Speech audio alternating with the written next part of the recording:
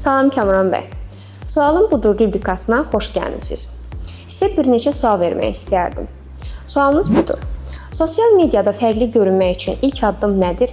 Bu sual həqiqətən maraqlıdır. Onu deyərdim ki, fərqli görünmək çox insan fərqli davranmaq kimi başa düşür, fərqli olmaq kimi başa düşür, amma əslində özün olmaqdır. Çünki fərqli görünmək bir başqası kimi olmaqdır. Bu da başqalarının, düşünün bir sosial mediada hansısa bir fikir paylaşırsınız və o fikir sizi başqalarından kopya olmuş kimi göstərir və bu da sizi başqası kimi göstərməyə başlayır və bu fərqlilik deyil. Bu əslində fərqli olmaq, belə baxsaq, özün olmaqdır. Çünki sən ilk olaraq bilməlisən, yəni sosial mediada nə üçün varsan. Yəni burada kim üçün varsan? Ümumiyyətlə insanlar şəxsi brendinqini formalaşdırarkən bəzən nə istədiklərini bilmirlər. Düşünürlər ki, sadəcə post paylaşmaq bu şəxsi brendinqi formalaşdırır və başqalarını görürlər və başqalarının məzmunlarından özləri fərqli istiqamətdə dəyişirlər və bunu paylaşımlar eləyirlər və düşünürlər ki, artıq cəmiyyətdə bunlar hansısa bir yer tuta bilərlər şəxsi brend olaraq. Amma belə deyil, fərqli brend özün olmaqdan ibarətdir. Çox sağ olun. Keçid edirəm növbəti suala. Uğurlu şəxsi brend qurmaqda ən vacib element hansıdır? Uğurlu şəxsi, belə deyək, düşünək ki, şəxsin məqsədi nədir? İnsanlar var sadəcə şəxsi brendinqini təlimçi olmaq üçün və s. konsultant olmaq üçün, koç olmaq üçün istəyirlər. Bəzi insanlar var ki, startaplarını qurmaq üçün istəyirlər, öz bizneslərini qurmaq üçün istəyirlər. Bunlar fərqli mənalardır. Amma istənilən fərqi yoxdur, hansı məqsədin olur olsun, sən mütləq dərəcədə özünü o sahədə formalaşdırmalısan. Şəxsi brend o demək deyil ki, bir mənası var və şəxsi brend olmaq üçün eyni kontent üzrə getməlisən. Şəxsi brend nə istədiyini bilib, hansı istiqamətdə getməyi istəməlisən. Yəni, əsas faktor bundan ibarətdir. Çox sağ olun. Bəs gənclərin sosial mediada ən çox buraxdığı səhv nədir? Sosial mediada ən çox buraxdığı səhvlərdən biri, mən deyərdim ki, ən birincisi, hansı sosial şəbəkədə var olduqlarını bilməməyidir. Yəni, onlar üçün hansı məqsəddən istifadə edilməsini bilməməsidir. Məsəl üçün, elə bir gənclər var ki, bugün əsasən bilirik ki, biz biznes platforması, iş dünyası LinkedIn-dədir və deyərdim ki, o qədər potensialı yüksək gənclər var ki, onların bundan xəbərdarlığı yoxdur. Amma halbuki onların yeri oradır. Onların səhv edirlər, ona görə ki, hansı sosial şəbəkədə hansı məzmunu paylaşacağını bilməlisən. Məsələn, sən də Instagramda və yaxud da Facebookda, LinkedIn-də paylaşdığın məzmunu paylaşa bilmərsən. Və yaxud da eynisini LinkedIn-də paylaşdığını digər sosial şəbəkələrdə paylaşa bilmərsən. Və əsasən mən deyərdim ki, şəxsi brendinqi daha çox əyləncə naminə qurmağa çalışır gənclər. Yəni, düşünür ki, mən hansısa bir, belə deyək, post paylaşıram, əyləncə naminə və s. Bu, mənim şəxsi brendinqimi yüksəldəcək. Və biz baxsaq ki, bir neçə minlərlə like gələn, bəyəni gələn postlar var. Sosial şəbəkədə gənclər var ki, onların postları var. Bu, şəxsi brendinq deyil. Yəni, şəxsi brendinq sənin kim olduğunu göstərən bir amildir. Yəni, əgər sən orada özünü ortaya qoymağı bacarmalısan, əgər sən öz fikirlərini qarşı tərəfə satmaq istəyirsənsə, yəni düzgün mənada özünü tanıtmaq istəyirsənsə, sən mütləq dərəcədə öz fikirlərində səmimi olmalısan və harada nə paylaşdığını bilməlisən. Və zaten biznes də bundan əlaqəlidir. Az öncəki sualda da mən bunu qeyd etdim ki, biznes qurmaq üçün şəxsi brendinq mütləq dərəcədə sən harada, hansı şəbəkədə yer aldığını bilməlisin ilk öncə. Yəni, sən artıq deyək ki, hansısa bir konsultasiya mərkəzi açırsan və sən bunu ancaq Facebookda paylaşımlarını eləyirsən, bu uyğun gəlməyəcək. Çünki sən özünün olduğun yeri müəyyənləşdirməlisən. Çox sağ olun. Bəs sosial media karyeraya necə təsir göstərir sizcə? Çox təsir göstərir. Karyeraya təsir göstərən sosial şəbəkələri mən sosial media deməyəcəm. Çünki karyeranın ən əsası LinkedIn-dir. Və artıq sizin bir CV-nizə ehtiyacınız yoxdur, belə deyək. Sizin CV-niz LinkedIn-də paylaşdığınız məlumatlarınızdır, təcrübələrinizdir. Biz az öncə qeyd etdiyim kimi fikir paylaşırıq və bizim fikrimizi qarşı tərəf oxuyur.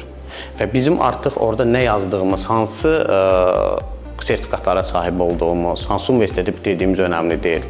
Bizim verdiyimiz mesaj önəmlidir. Niyə mən faydalıyam, nə üçün faydalıyam? Zaten qarşı tərəf onu daxil olub oxuyarkən bilir ki, siz nə üçün faydalısınız və nələr verə bilərsiniz qarşı tərəfə. Və iş dünyasında da işə götürən, yəni HR-lar, kadr şöbəsində çalışan şəxslər zaten bunlara önəm verirlər. Və sən özünü dəyərli hiss etmək üçün, məsələn, elə bir şəxslər var ki, anında daxil olur sosial mediaya və heç bir profildə heç bir önəmli bir şey yoxdur. Qeyd olunmuyub. Sadəcə adı və soyadı var. Hətta hansısa bir məzmun paylaşanda belə orada qrammatik səhvlərə yol verirlər. Və sonra da şikayət edirlər ki, bəs bizi nə üçün, məsəl üçün, qəbul etmirlər. Və nəticə olaraq, zaten bunu siz özü olsa belə o şəxs, öz-özünə o işə qəbul etməz. Yəni, şəxsi brendinqin, bu da bir şəxsi brendinqdir əslində. CV-yə sahib olmaq o demək deyil ki, sən nəyəsə sahibsin. Yox, əslində sənin CV-in elə sənin özünsən və özünün şəxsi brendindir. Uğurlu brend hansı xüsusiyyətlərə malikdir? Uğurlu brend olmaq üçün birinci növbədə özün olmalısan. İkinci növbədə özündə hekayələşdirmə bacarığını formalaşdırmalısan və sən danışdığın hansısa bir hekayə fərqli formada qarşı tərəfə çatdırmalısan, yəni hekayələşmə bacarığı mütləqdir. Üçüncü isə ən önəmlisi nə istədiyini bilməlisən və bir şey qeyd etmək istəyərdim ki, bugün bir çox şəxslər şəxsi brendinqini başqa bir insanlara həvalə eləməyə çalışır. Əslində şəxsi brendinq konsultasiyası mən özüm də verirəm, bu normaldır. İnsanlara istiqamət verməlisən, hansı tərəfdən, hansı mövqedən yanaşmalıdır. Amma bu fərqli mənada bizdə inkişaf edir. Düşünün, öz şəxsi brendinizi başqasına etibar edirsiniz və bu da sizin brendinizə zərər verə bilər, zərbə vura bilər. Niyə? Çünki siz öz hisslərinizlə paylaşım etmirsiniz, siz heç bir inkişaf etmirsiniz, hekayələşdirmə bacarığınız formalaşmır və bu da sizi artıq inkişafdan da dayandırır və sadəcə sizi başqasının əli ilə şəxsi brendinizi formalaşdırmağa kömək edir. O da müəyyən bir vaxta qədər və özünüz bilirsiniz ki, bir neçə şəxsləri məhz şəxsi brendinqinə görə cəmiyyət tərəfindən çox qınanıb və bunların da bir çoxunun arxasında sırf olaraq əsas şəxsi brendinqini aparan şəxslər olur və mən buna qarşıyam, çünki şəxsi brendinq insan özü tərəfindən formalaşmalıdır, özü tərəfindən də tanınmalıdır, yəni onun bütün fikirləri özündən ibarət olmalıdır. Bəs sizcə vizual tərz, yəni rənglər, dizayn, paylaşımlar şəxsi brendin bir hissəsidirmi? Şəxsi brendin bir hissəsidir, amma deməzdim ki, rənglər və ya qrafik tonlar və s. yox. Vizuallıq önəm daşıyır. Niyə görə daşıyır? Çünki siz ilk mesajı vizuallıqdan verirsiniz. Misal gətirəcəm, hansısa bir paylaşım edirsiniz və paylaşımda başlıq qeyd edirsiniz. Bunu vizual şəkildə qeyd edirsiniz və o başlığı oxuyan şəxs mütləq dərəcədə daxilə enəcək ya da enməyəcək. Önəmli faktor budur. Çünki məzmunun ilkini, başlanğıcını məhz vizuallıq tərtib edir.